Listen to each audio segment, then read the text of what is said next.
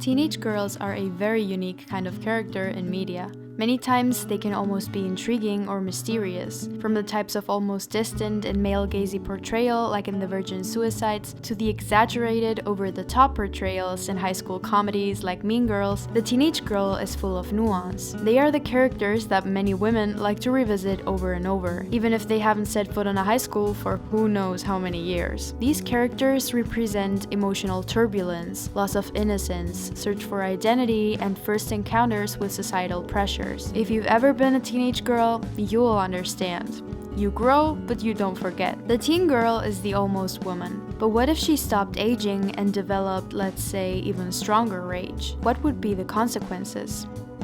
The vampire, a mythical creature that drinks the blood of the living. The teenager, a person between the ages of 13 and 19. The girl, a female child or young woman. Work it out on the remix and you'll get the VTG. There's a lot to say about media that portrays teen girls and romances with vampires. Twilight, Buffy the Vampire Slayer, The Vampire Diaries. Oh, the romanticism and danger of the naive young woman yearning to get close to a man who has it in their bones to want to suck her dry, literally. But what about the teen girl becoming a vampire herself? What does that entail? Is it a curse, or has she finally become powerful? The girl's puberty, often one of the most chaotic periods in a young woman's life, graced with the cherry on top of an uncontrollable thirst for human blood and the curse of eternal existence. A teenage girl who will stay one forever. This puts her eternally in two liminal spaces or zones of transition at once. As a teenager, she's stuck between childhood and adulthood, but as a vampire, she's also stuck between life and death, which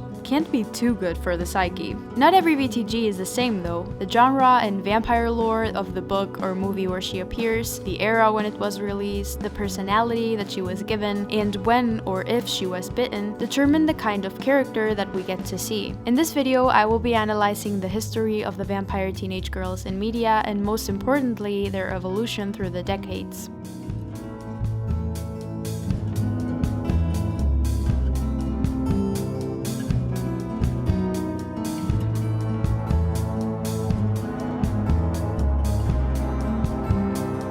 Firstly, I want to clearly define what type of characters I will consider as vampires in this video. I already mentioned the traditional meaning of vampire, the undead creature that subsists by feeding on the blood of the living. But the word can also be used in a more colloquial sense, meaning a person that treats people badly by taking something from them. I won't be using the word in such a mundane way here, but there are many paranormal stories and creatures in folklore where the term vampire is used in a broader sense. In these stories, they can, for example, feed on a more abstract vital essence of human beings, or consume their flesh, becoming cannibalistic. There's a lot of fiction about young women who, while not exactly being defined as vampires, do share some important traits with the concept. I have decided not to include them in my analysis because our modern understanding of the vampire already has a million characters to analyze, but I want to give them this little segment to shine because I do think they are worth mentioning as adjacent characters to our teen vampire girlies. I would categorize them into two types: the demonics, girls who are possessed or have dark powers, and the cannibals, the girls who have an urge to eat human flesh. I think Jennifer's Body is a really great example because she actually encompasses both. Spoiler alert, she's basically a succubus, she's possessed by a demon, and she eats boys raw.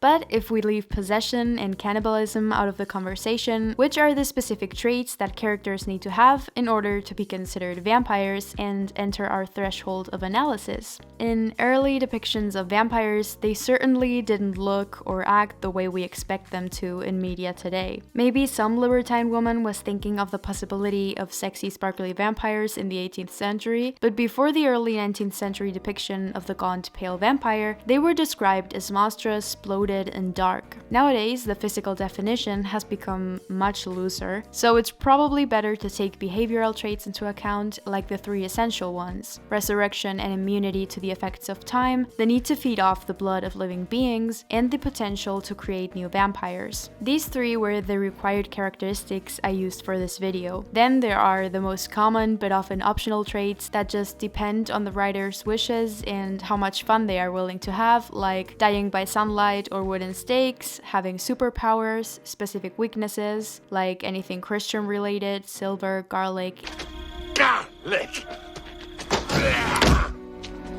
and so many more.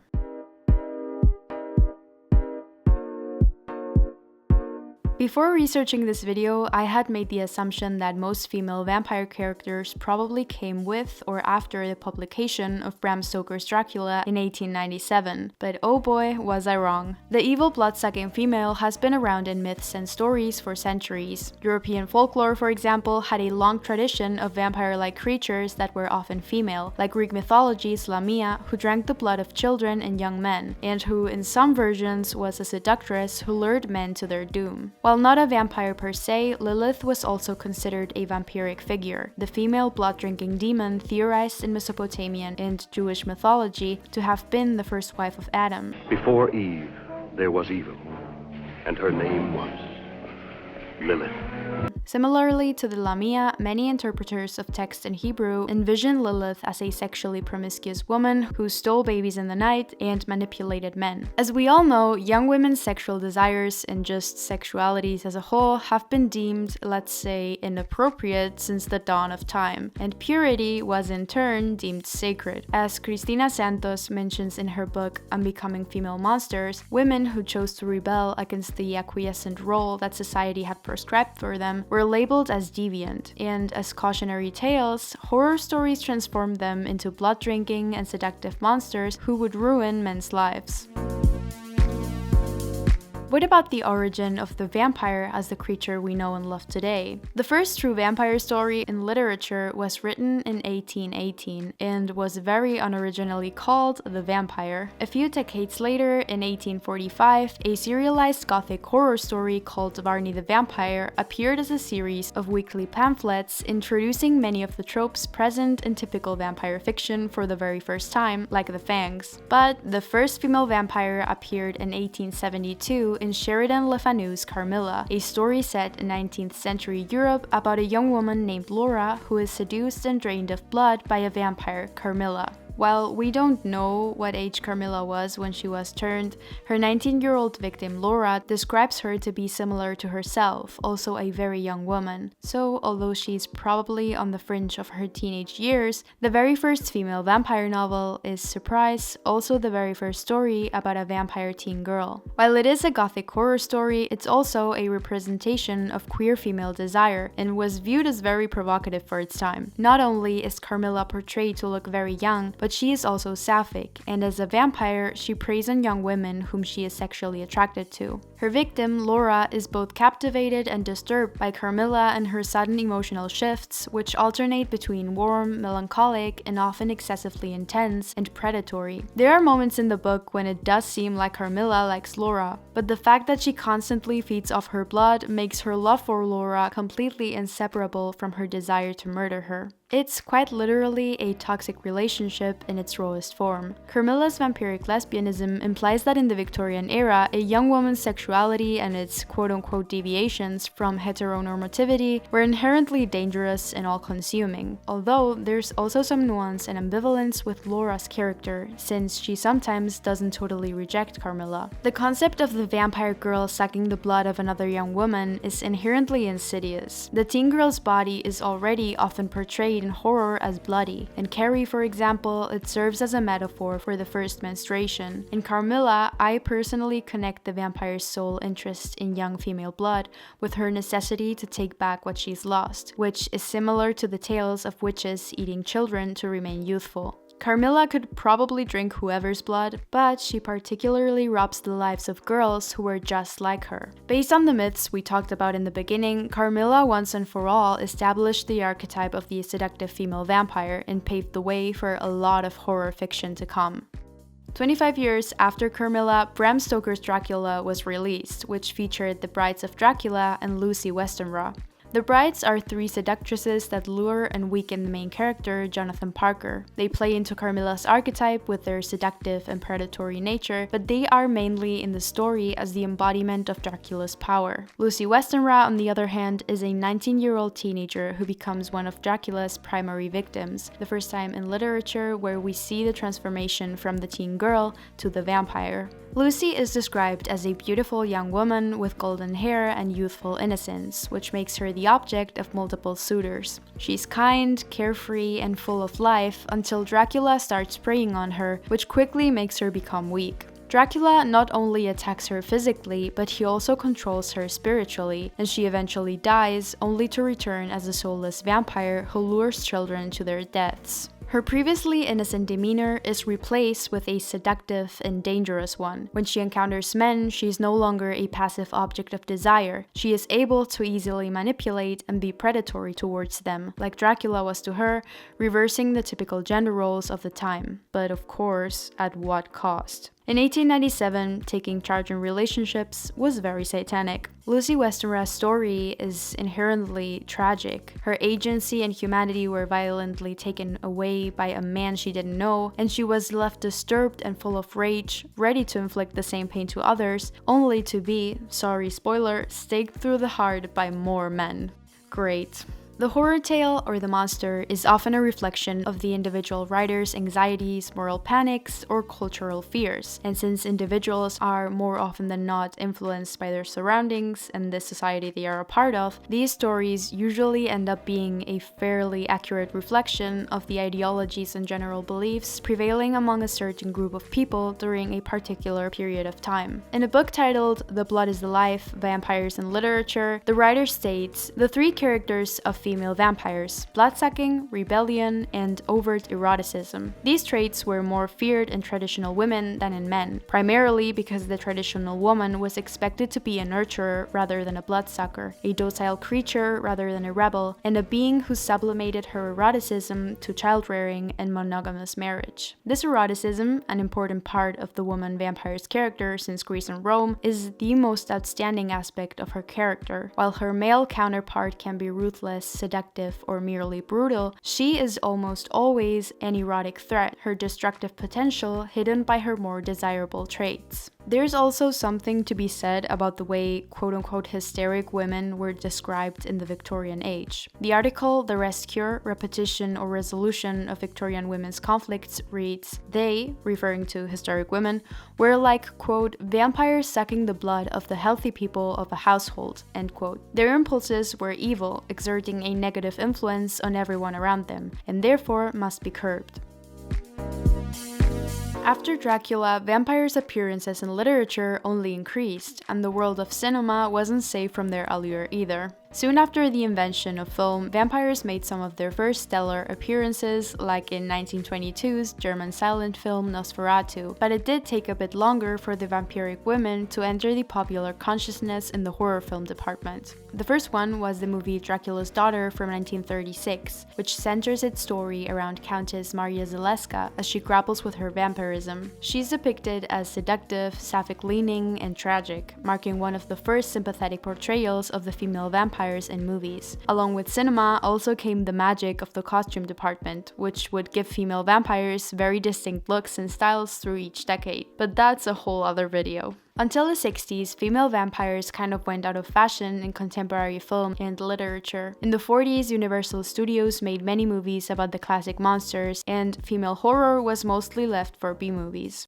Ew, no, not that one. In the later half of the 50s, female vampires started appearing again in movies like The Blood of Dracula and the Mexican film El Vampiro. While the 60s and 70s continued to feature the dominant femme fatale archetype that had become so popular for the female vampire, there was a huge surge of new and often quite camp stories and characters. Most notably, the sapphic vampire strongly came back into the picture with horror films which were often R-rated and quite erotic. In Lust for a Vampire, which was loosely based on Carmilla, the central character is a teenage vampire called Mircalla, an anagram of the name Carmilla, who goes to an exclusive all-girls boarding school and has an erotic entanglement with a female teacher. While the original script, called To Love a Vampire, was supposed to be a more romantic and heartfelt story, the movie ended up far less classy and with lots of gratuitous nudity. In an article called Revenge is a Dish Best Served Sapphic, the lesbian vampire film as revenge fantasy, author J. Daniel Thompson states that the sapphic vampire genre has heavily divided critics. According to Andrea Weiss, this subgenre is unambiguously sexist and anti-lesbian. According to David Baker, lesbian vampire films can offer, quote, spectacular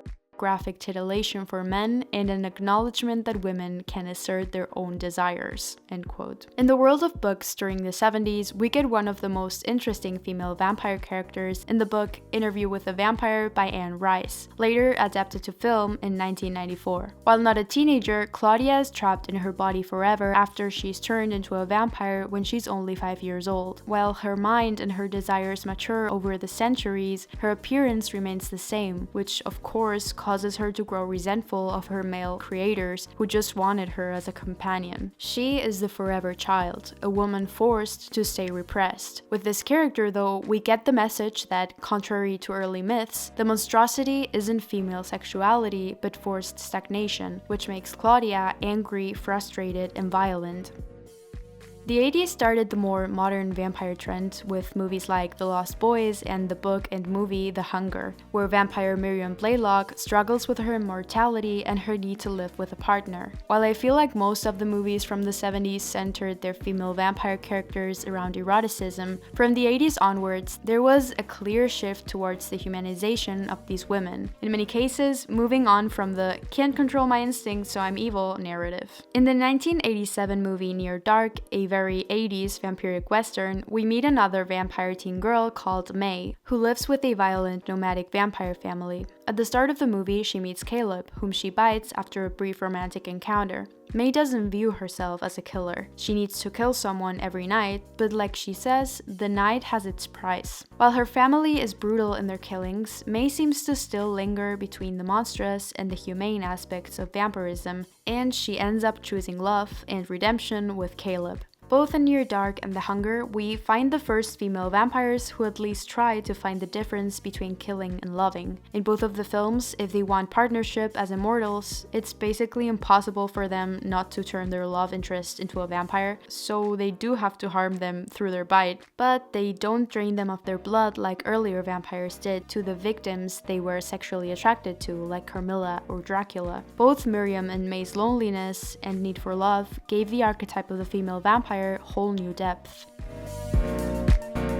From the 90s onwards, teenage vampires started appearing in romance stories for teens and young adults, and they quickly became prominent in pop culture throughout the 2000s and early 2010s with Buffy the Vampire Slayer, Twilight, The Vampire Diaries, Teen Wolf, and many more. In these modern stories, female vampires are multifaceted characters, sometimes portrayed as plain evil and cliché, yes, but more often than not, they are fully fleshed out emotionally complex characters, often quite human and morally conflicted, and in search of meaningful relationships. In the 90s, there were a few new explorations of the female vampire psyche in movies with a serious tone, and many books and vampiric sagas were also released. Between 1991 and 92, the original book saga of The Vampire Diaries by L.J. Smith was published, which would later get its own TV show in 2009. It's a supernatural romance story which revolves around Elena Gilbert, a high school girl caught in a love triangle between two vampire brothers. In the original saga, we meet Catherine von Schwarzschild, a seductive and predatory 18-year-old vampire.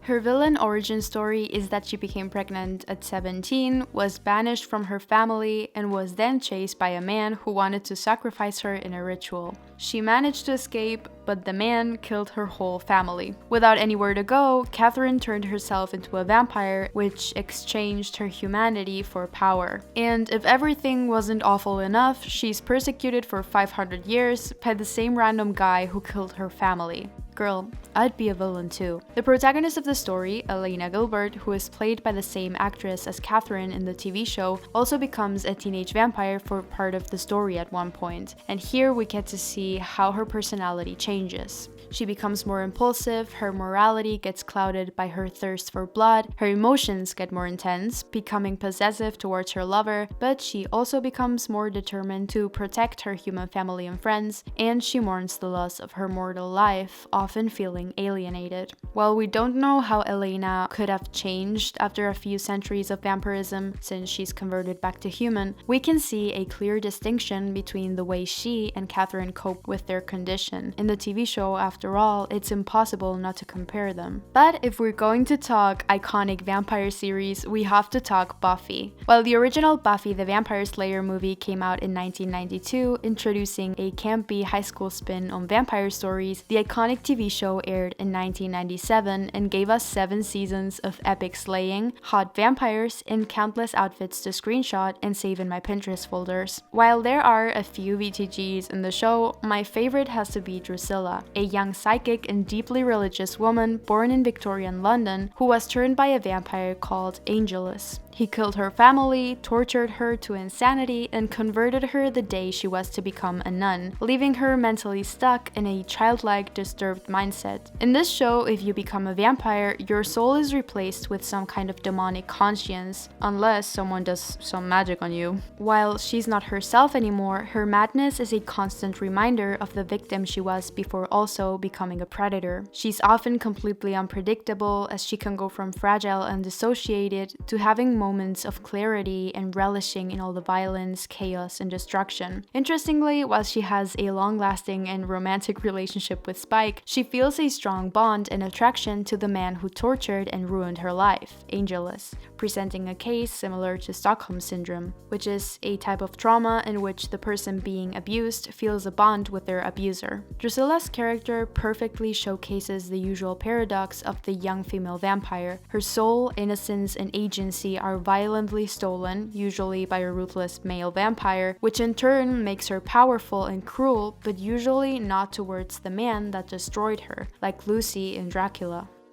The true vampire media revival happened in the 2000s though, blending romance and action scenes into a neat package, especially targeted towards a young female audience. The vampire teen girl of the 2000s marks another step forward in the evolution of this type of character, with an even further humanization of vampirism. Especially in film, previously to the 80s, the human protagonist was the character for audiences and readers to relate to, and the vampire was seen as the other. Now, the main vampire has fully become the hero and protagonist, while the slayer or the evil vampire enemy are the bad guys. In a popular book saga called The Southern Vampire Mysteries, written by Charlaine Harris, which was then turned into a TV show called True Blood, we meet Jessica Hamby, a 17-year-old vampire. As a human, she was raised in a strict Christian family, and her father would often mistreat her. When she snuck out one night after her Bible study to go to a friend's party, she was kidnapped by vampires and turned into one. Throughout the series, we see her evolve in many ways, like her refusal to drink synthetic blood, her desire to kill her father, and her relationship with a human called Hoyt. The problem with vampirism is that physical and/or personal evolution is only possible up to a certain point, since vampires are in a sense frozen in time. In Jessica's case, she loses her virginity after becoming a vampire. What happens is that the second time she's going to do the deed with her human boyfriend, her hymen has grown back, which makes her feel like she's forever going to be a virgin. Of course, virginity is a construct. You don't really lose your innocence or your purity. That's literally just a patriarchal notion. But in this case, eternal virginity means that for Jessica, making love will always make her physically bleed. Even if she grows mentally, she will probably always feel like the teenager she is physically, and her bleeding marks her with a human side that she can never get rid of. Moving on to 2005, we obviously got the Twilight book saga with the iconic teen vampire Alice Cullen. She's bubbly, gentle, and deeply compassionate. She's on an ethical diet where she doesn't drink human blood, and her vampirism honestly only seems to benefit her, giving her the power of precognition, super speed, and eternal youth, all while preserving her humanity. She is a diva. And yes, I too cut my hair like her in 5th grade and accidentally ended up looking like Joe Jonas in Camp Rock. In the saga, there were also other VTGs with very different personalities and motivations though, like the confident Rosalie and the antagonistic Victoria. In a really interesting student thesis called Vampires in the Twilight Saga, the Reinvention and Humanization of the Vampire Myth, the author states, In the Twilight Saga, the reader finds that there are two types of vampires. There is one kind that has chosen to be good, and the other kind that has chosen to be evil. Evil acts of vampires are hence viewed as expressions of individual personality and the human condition, rather than as the conflict between God and Satan. In the 2007 Vampire Academy book series by Rochelle Mead, for example, the humanization of female teen vampirism reaches a whole new level with the protagonist Rose Hathaway, who is literally half vampire and half human. Like, can you get any more human than that as a vampire? But anyways, I want to quickly come back to Twilight, with spoilers, to talk about Bella's transformation. While she wants to do the deed with Edward since book 1, he convinces her to maintain their chastity until they get married, which makes sense when you find out that the writer Stephanie Meyer is Mormon. When they have intercourse in the last book, 18-year-old Bella directly goes from virgin to mother, becoming pregnant with the baby of an undead man. That can't be good for a normal, healthy body, so of course she starts dying, and Edward has to turn her into a vampire. You really do not sign up for all that body horror when you start reading the first book. In another book called Unbecoming Female Monsters, which I've mentioned previously, Santos writes that Bella's vampirism is less monstrous and socially acceptable since she goes from virgin to mother. Her vampirism comes to be because of the ultimate sacrifice a woman could make, her life for the life of the child she carries. And this all happens to her while she's still a teenager. Her transformation into a vampire is also metaphorically portrayed as the second loss of virginity. In the third book, Eclipse, Bella says, "I wanted his venom to poison my system. It would make me belong to him in a tangible, quantifiable way."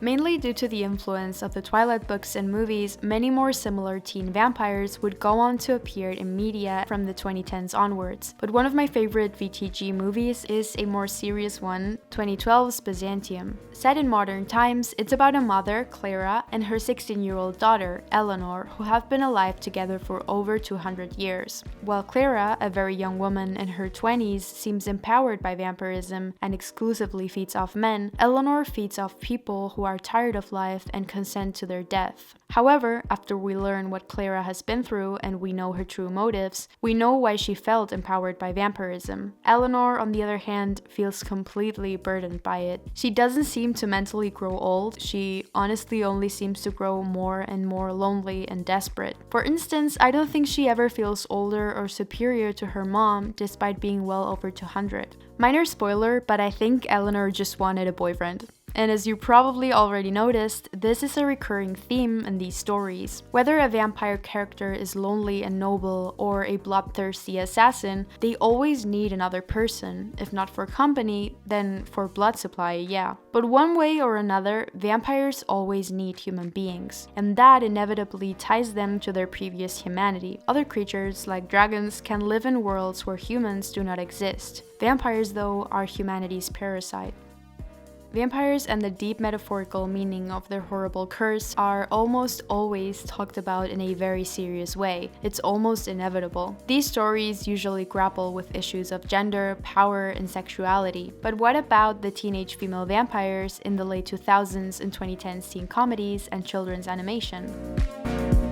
In the second season of Disney's sitcom Wizards of Waverly Place, Justin Russo, the eldest son of the family of wizards, meets Juliet, an over 2,000-year-old vampire who looks 16. While she has many supernatural abilities and is a vampire, she is sweet, romantic, and prefers to avoid conflict. She often gives Justin mature advice, but her personality remains that of a teenager. So the writers only gave her an age with so many zeros to wow the child viewers. In Disney's My Babysitter's a Vampire movie and TV show, we also have Sarah, the babysitter, a confident and determined teen who is turned by her ex-boyfriend Jesse. She doesn't want to become a vampire though, so she resists drinking human blood and stays loyal to her human friends. Meanwhile, Sarah's best friend, Erica, who is at first nerdy and shy, is also turned by Jesse, which makes her become confident, popular, and often selfish. She basically lives every nerdy girl's dream of glowing up in high school. While Sarah doesn't need vampirism to become confident, Erica's behavior is completely transformed by it. On the other hand, children's animation is where we get the most fun vampire teen girls like Mavis from Hotel Transylvania, Marceline from Adventure Time, and Draculaura from Monster High. Marceline was turned into a vampire, but Mavis and Draculaura were actually born vampires, and I feel like you can tell with their personalities. They weren't robbed of their humanity, and you can't miss something you never had in the first place,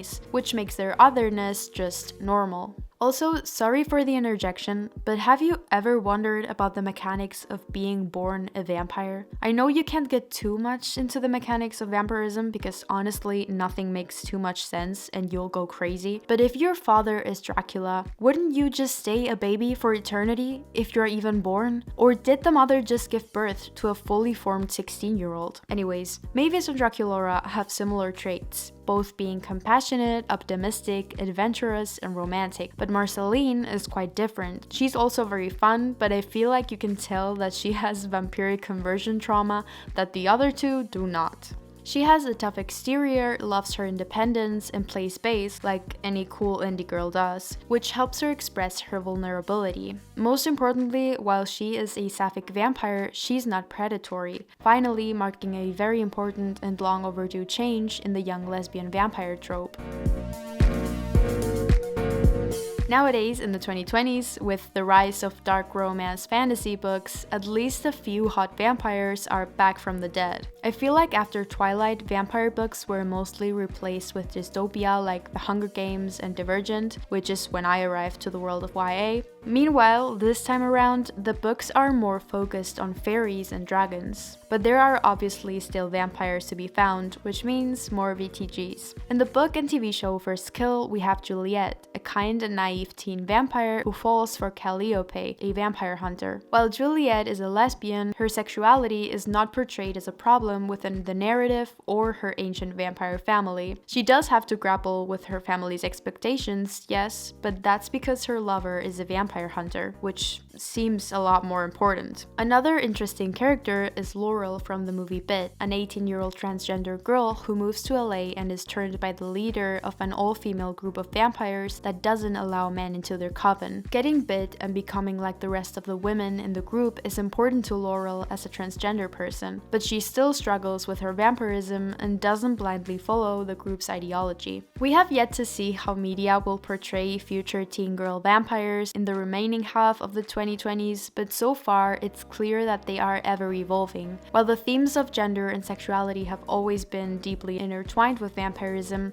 these recent iterations come from a point of view of understanding rather than fear, which reflects current society's interest in female empowerment and a broader acceptance of LGBTQ+ people. Female vampires in current art are just as sexually empowered and confident as they were in their first iterations. The difference is that now, wherever they may be on the spectrum, their sexualities are finally being validated. It's no secret that the figure of the vampire has been filtered and molded throughout the years. Carmilla would have never become Marceline if time hadn't passed, societies hadn't evolved, and minds hadn't changed. The vampire, very much like the witch, has become a vehicle to tackle the same themes through completely different lenses. And in turn, we will forever get a varied array of characters with contrasting motivations and levels of morality.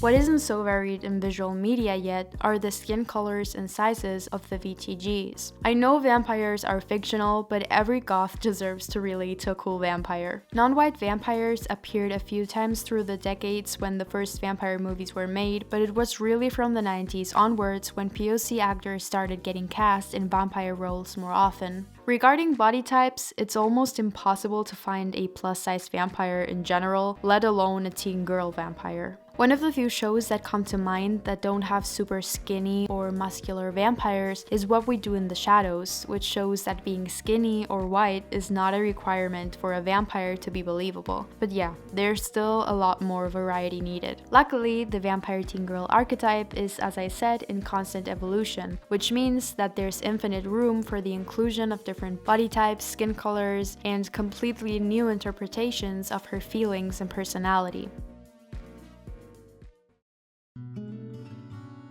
From the sexually promiscuous, devious, sapphic, predatory, man-eating, or manipulative monster to the empowered but tragic, independent, humanized girl, or just run-of-the-mill rebellious teenager with fangs, every vampire teen girl has and will always reflect the writer's and probably society's perception of young femininity. How is a young woman supposed to be? How is she supposed to act? How much agency is she supposed to have in a story? What is she allowed to crave? And how much empathy are we going to have for her? Is she going to be the hero or the monster? And is she the horror, or is she living through the horror?